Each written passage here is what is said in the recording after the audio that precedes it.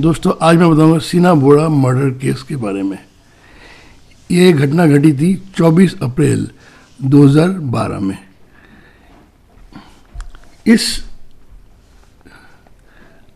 Murder में बहुत से किरदार हैं और रिश्तों के पेचीदगी जो आपको मैं आसान तरीके से समझाऊंगा।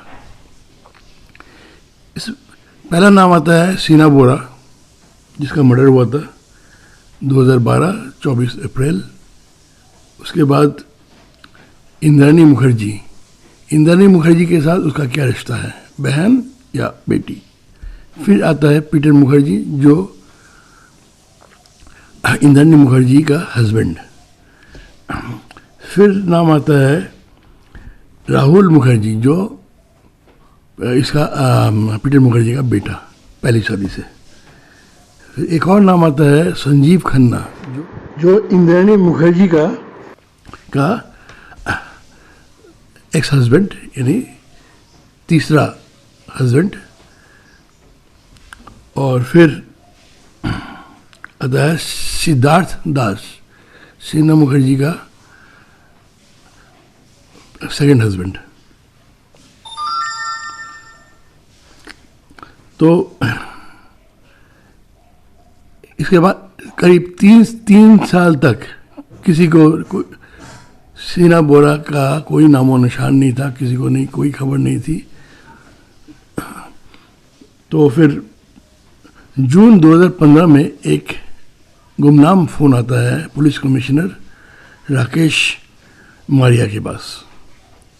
एक लेडी फ़ोन करती है, कहती है 3 साल से ये मिसिंग है सीना बोरा, जिसका मर्डर हो चुका है और मर्डर करने वाली है उसकी माँ सीना बोरा।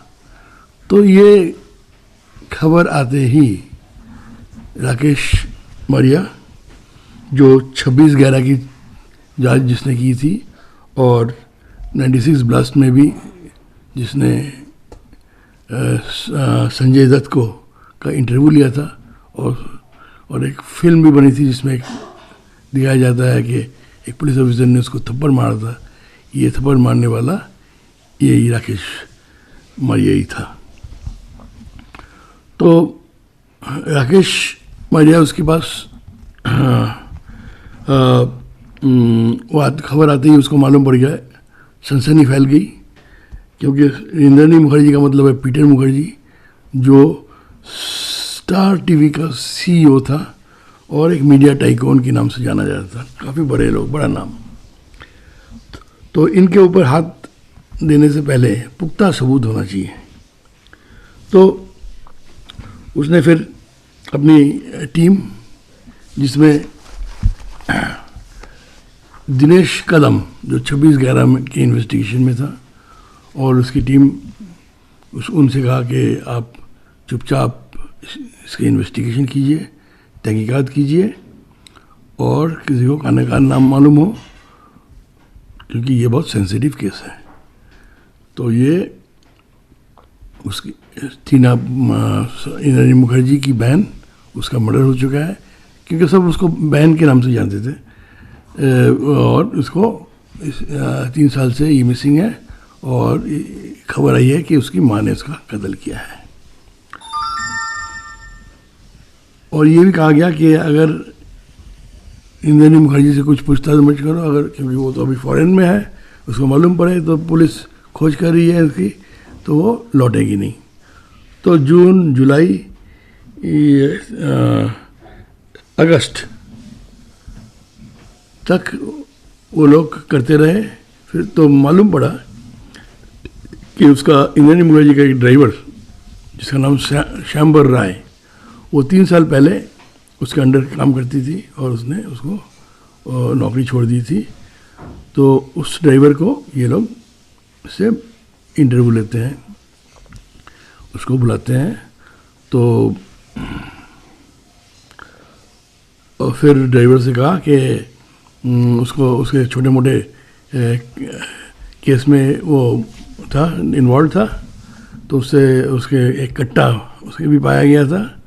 तो उससे कहा कि देखो तुम्हारे पास कट्टा है, कट्टा ये आर्म्स एक्ट में जो संजय दत्त की जो हालत है वही तुम्हारी हो जाएगी।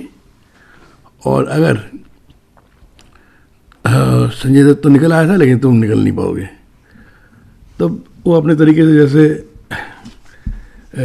तफ्तीश की, तो उसके दौरान वो श्यामवर राय टूट पड़ा।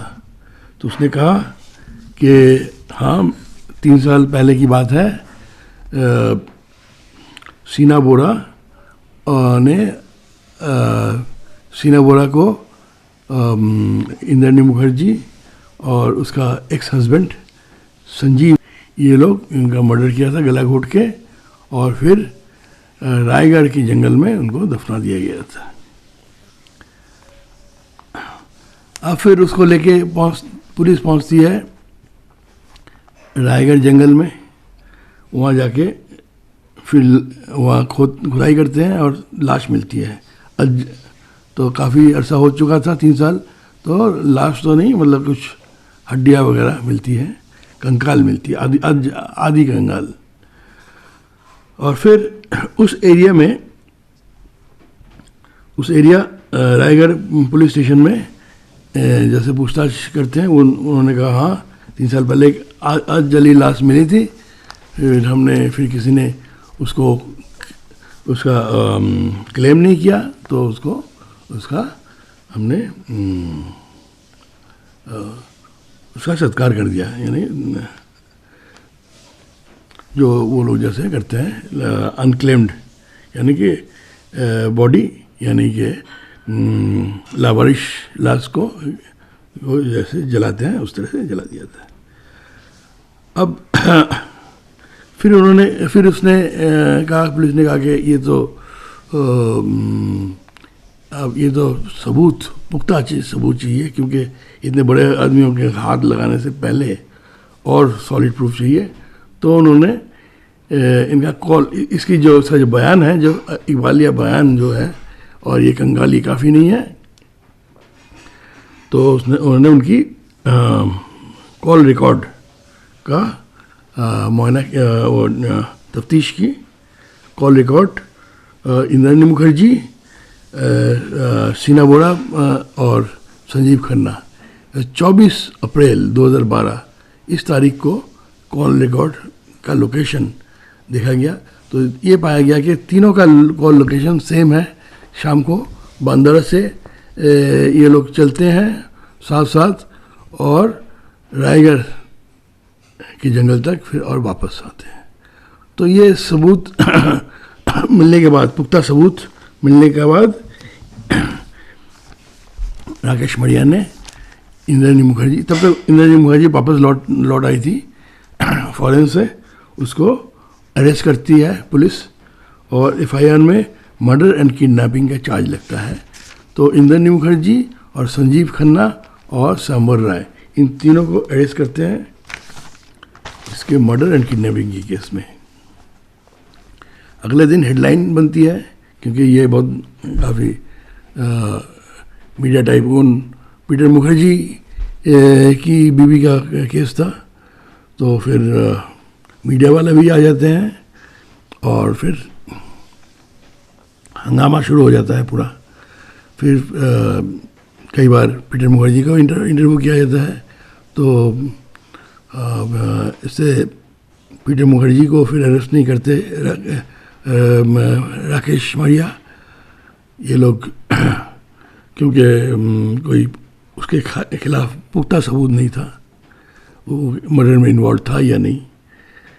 फिर मीडिया का प्रेशर, पब्लिक प्रेशर, और मीडिया ने भी अपनी तरफ से, जैसे रिपब्लिक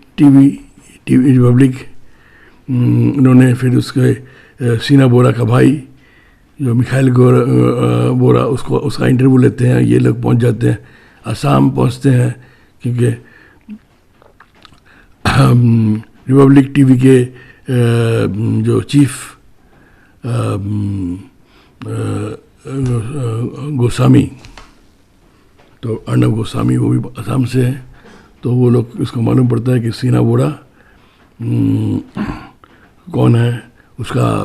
तो सीना बोरा से इंद्राणी मुखर्जी का क्या रिश्ता है, और मिखाइल बोरा जो उसका बेटा है, सीना बोरा उसकी बेटी है, और वो पहली शादी जो लिव इन रिलेशन में हुई थी, और सीना बोरा दोनों को छोड़ के अपने दादा दादी के पास निकल पड़ी थी अपनी ज़िंदगी की ऊंचाइयों में और अच्छी ज़िंदगी की तलाश में निकल पड़ी थी। ये सब मालूम पड़ गया। फिर इसके बाद अब ये समझने से पहले थोड़ा इन पीटर मुखर्जी और इंद्राणी मुखर्जी के इसकी लाइफ के बारे में मैं बताता हूँ। पीटर मुखर्जी की ये थी दूसरी शादी, और पीटर मुखर्जी की पहली शादी शबनम देहरादून से, वहाँ से दो बेटे राहुल मुखर्जी और रोबिन मुखर्जी, और फिर इस दूसरी शादी इंद्राणी मुखर्जी से। और इंद्राणी मुखर्जी की ये चौथी शादी थी, चौथी नहीं तीसरी, की पहली शादी तो लिव इन रिलेशन में, उसमें दो औलाद शीना बोरा और मिखाइल बोरा, मिखाइल गोरबाचोव के नाम से। और सीना नाम ये पहला जो शख्स उसकी ज़िंदगी में आया था, उसके साथ एक पिक्चर देखने गई थी, सीना कुछ नाम था उसमें, उसका जो अहम के जो रोल में जो था उसके नाम से सीना बोरा, तो काफ़ी दिलचस्प नाम रखा था इन लोगों ने। उसके बाद दूसरी शादी होती है सिद्धार्थ दास त्रिपुरा के, उसके साथ एक साल रही, लेकिन फिर उसको छोड़ के फिर निकल पड़ी कोलकाता की तरफ। कोलकाता में उसने संजीव खन्ना से शादी की, और उसके साथ एक बेटी पैदा हुई जिसका नाम विधि। तो फिर उसको भी छोड़ के निकल पड़ी मुंबई की तरफ। मुंबई में स्टार टीवी में बतौर HR मैनेजर ज्वाइन करती है, और विधि को भी लेके आती है।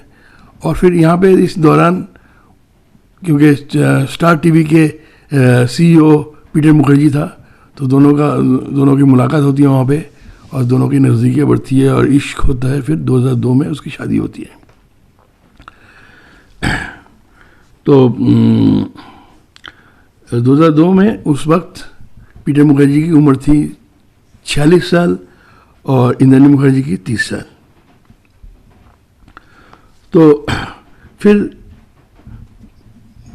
काफ़ी दोनों काफ़ी तेज़ इनकी ऊंचाइयों में चढ़ते हैं ज़िंदगी की सीढ़ियों में। 9X का मीडिया का बनाते हैं पीटर मुखर्जी, और INX का उसकी CEO बनाते हैं इंद्राणी मुखर्जी को। 2008 में तो वॉल स्ट्रीट जर्नल में 50 मोस्ट पावरफुल लेडीज़ में के 41वीं और लेडी इंद्राणी मुखर्जी का नाम उसमें आया था। और फिर 2008 में दोनों पीटर मुखर्जी और इंद्राणी मुखर्जी दोनों छोड़ देते हैं स्टार टीवी और INX सब छोड़ के से रिज़ाइन करते हैं। और सुनाई में आता है कि दोनों ने खूब कमाई की थी वहाँ पे, और फिर कमाई की गलत तरीके से की गई दौलत उसने इंद्राणी मुखर्जी ने सीना बोरा के नाम कर दिया था। और फिर सीना बोरा आती है मुंबई, या एक CA फार्म में ज्वाइन करती है, नौकरी लेती है, और दोनों माँ बेटी में झगड़ा, और उसने सीना बोरा को उससे मिलाया था उसकी बहन के बतौर बहन पीटर मुखर्जी से। और तो ये गलत रिश्ता और ये सब, और वो इतना पैसा आने के बाद वो लौटाना नहीं चाहती थी, ये सब लेके दोनों में झगड़ा चालू हो गया। फिर झगड़ा होता था, फिर उसके बाद जैसे सीना बोरा बम्बई आई तो राहुल मुखर्जी से उसकी मुलाकात हुई, और दोनों सीना बोरा का भी देखने में भी अच्छी, खूबसूरत, स्मार्ट और दोनों में प्यार हो जाता है। तो राहुल मुखर्जी उससे शादी करना चाहती थी, लेकिन इंद्राणी मुखर्जी इस शादी के खिलाफ थी। उसका कहना था कि ये रिश्ते में ये लोग भाई बहन क्योंकि लगते हैं, तो ये समाज में इसका रिश्ता कबूल नहीं होगा।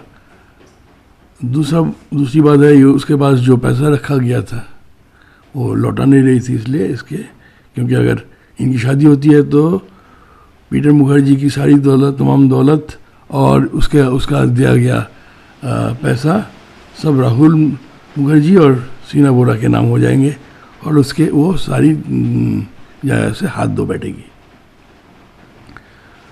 तो उसने एक साजिश रची इंद्राणी मुखर्जी ने, उसमें संजीव खन्ना को उसमें शामिल कर लिया।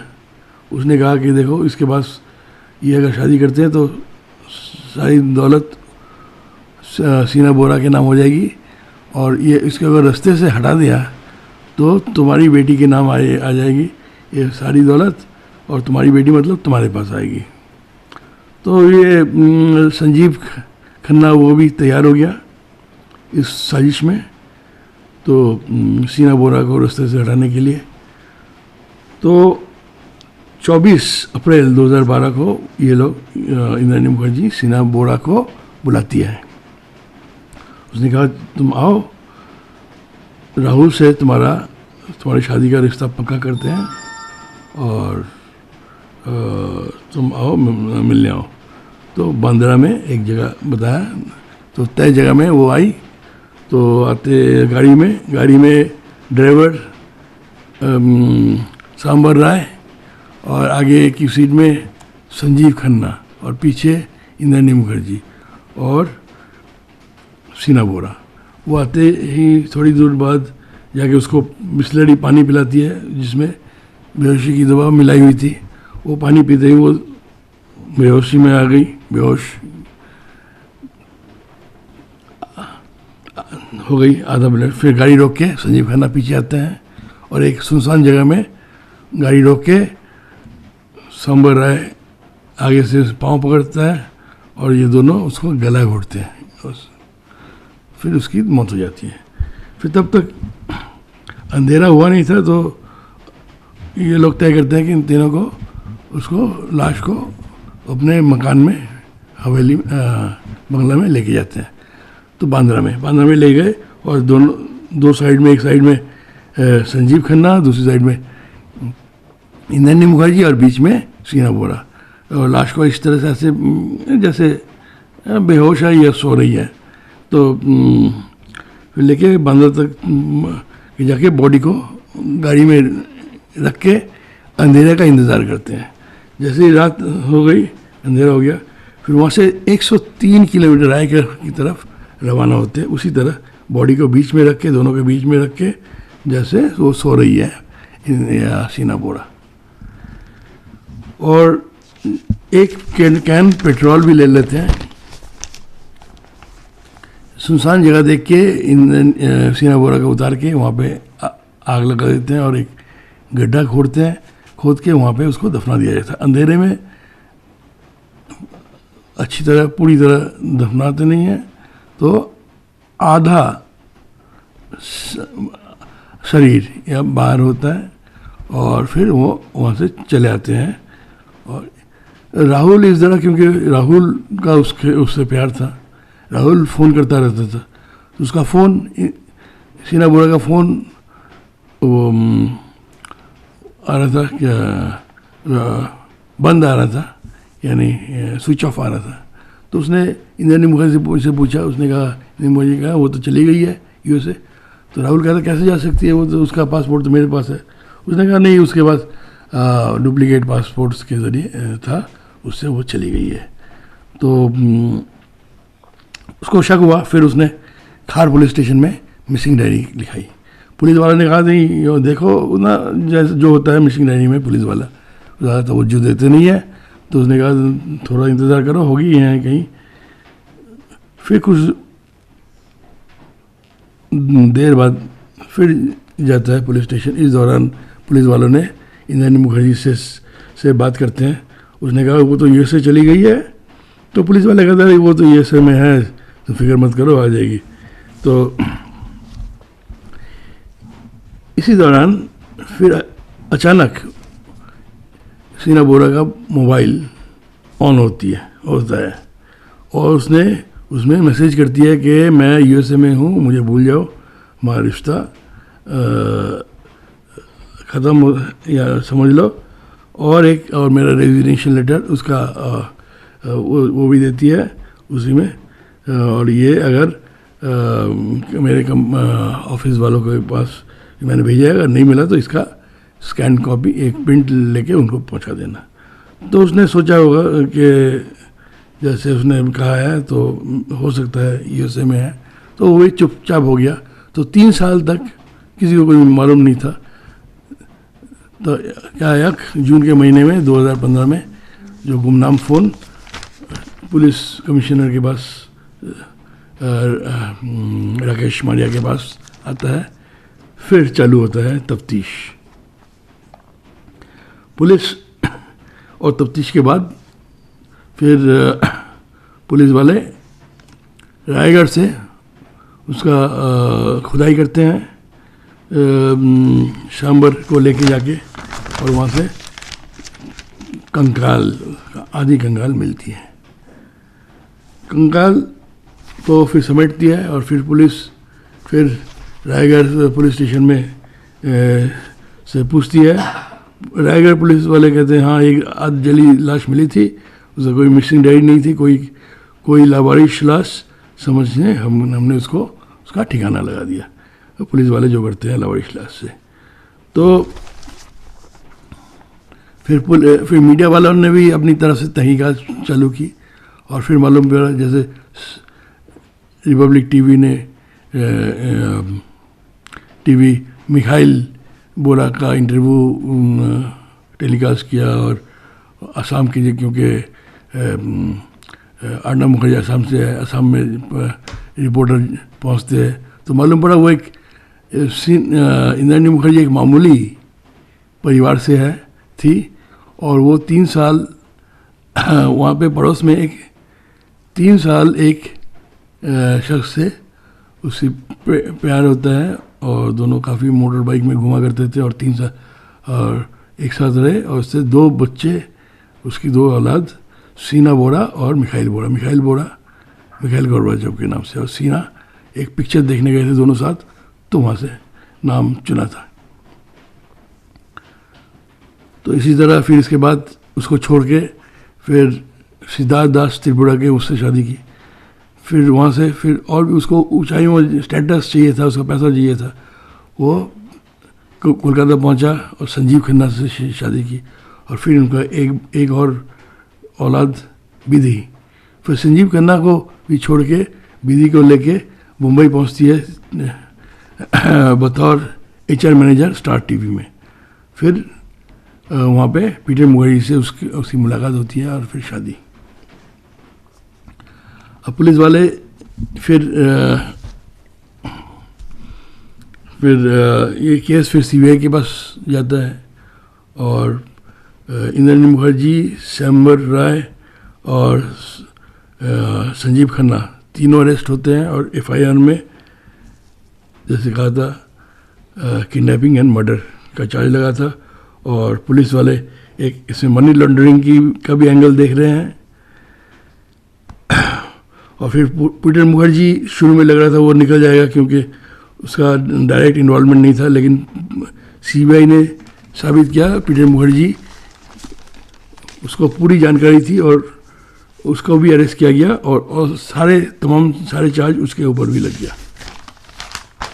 तो दोस्तों ये थी कहानी। तो झूठ के बुनियाद पे जो रिश्ता वो कायम नहीं हुआ, इंद्राणी मुखर्जी का रिश्ता झूठ क्यों बोला था, क्योंकि वो अपना माजी में किया गया गलत काम छुपाना चाहती थी और जिस जायदाद के लिए वो अपनी बेटी का कत्ल किया था वो जायदाद भी उसके हाथ नहीं लगा। तो कत्ल और झूठ इसका अंजाम ये ऐसा ही अंजाम होता है। तो दोस्तों तो महफूज रहिए, सुरक्षित रहिए, और गलत, झूठ और गलत तरीके से दौलत और गलत काम से दूर रहिए। Thanks for watching, share and subscribe.